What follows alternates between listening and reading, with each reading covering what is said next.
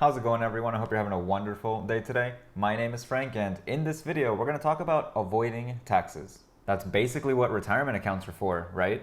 Pretty much. And if you watch this entire video, you're going to have a great idea on how to use them for your advantage so that you too can retire a wealthy person. We're going to cover the classics. So, your basic 401k, the traditional IRA, and my favorite, the Roth IRA.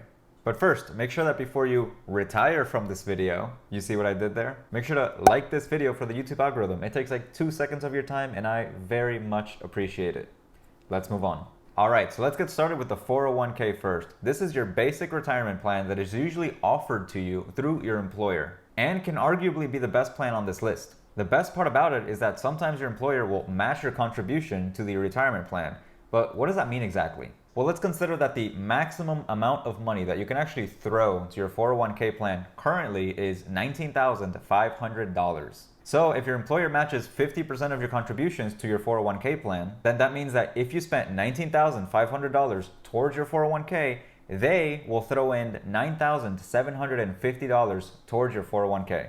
Meaning that at the end of that year, you will have $29,250 invested in a retirement account. A lot of the time, your employer won't actually match you all the way for the full $19,500, and usually they match you up to a certain percentage of your income. But still, when they match you, it's basically like getting paid to put money into a retirement account.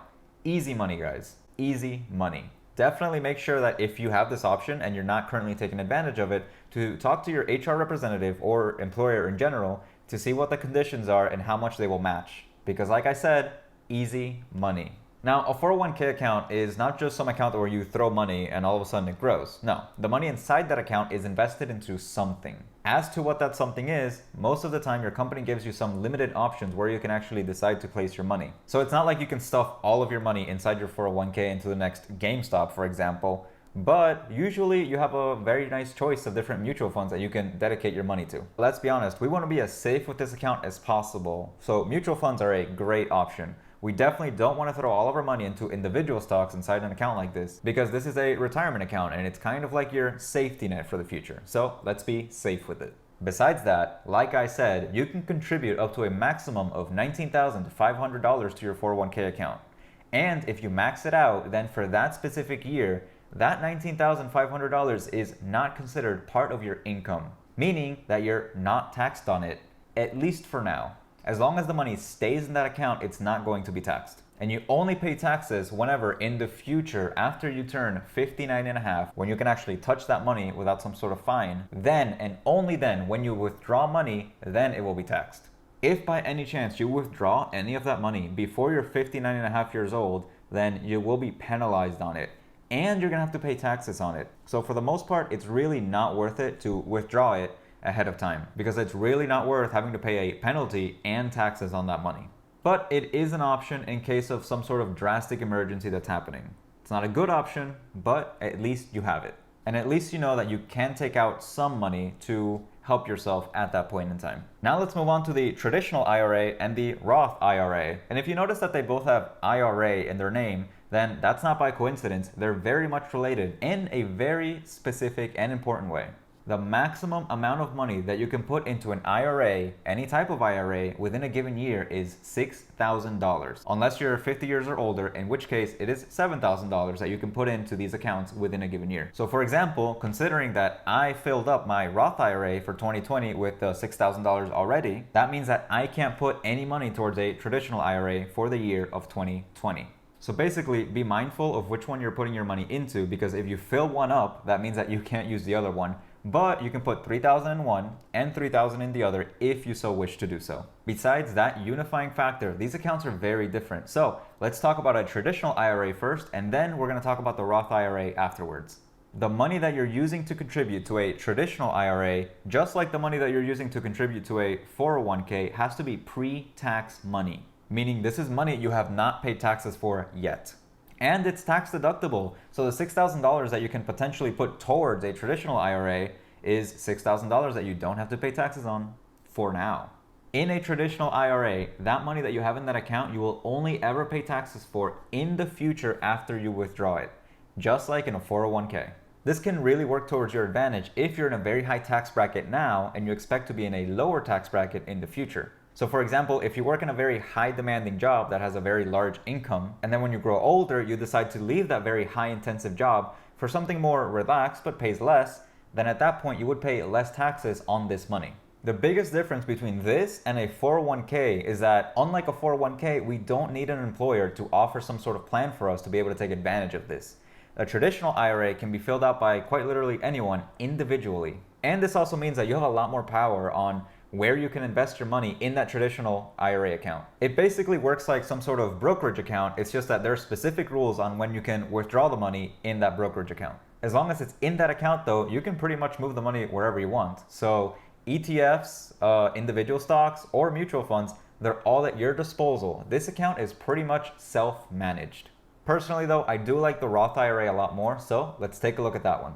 With a Roth IRA, the biggest difference between it and a traditional IRA is that the money you're using for a Roth IRA is post-tax money, meaning this is money you've already paid taxes on. So whenever you decide to withdraw your money after you turn 59 and a half, you're not gonna have to pay any taxes on money you take out of this account. This really works in your favor if you think that taxes will increase in the future, or if you just don't feel like dealing with taxes when you eventually start to withdraw money from your Roth IRA account. There is a catch though that's very important to keep in mind. In case you make more than $139,000 in a single year, for that year, you can't put any money into a Roth IRA account. So it's literally like an investment vehicle that is only accessible to those of us in the middle class or lower. And we really should take advantage of it, because how many times do we have a chance to invest, have our money grow, and then not pay taxes on that money? Not many. If you are in the middle class or lower and you're worried about not being able to access this money in some sort of time of need, then don't worry so much, because a Roth is a little bit different than our traditional IRA and our 401k accounts. You see, you can actually take out the money that you put into a Roth IRA at any time without a fee. What you can't take out though is the profit that that money generates through your investments.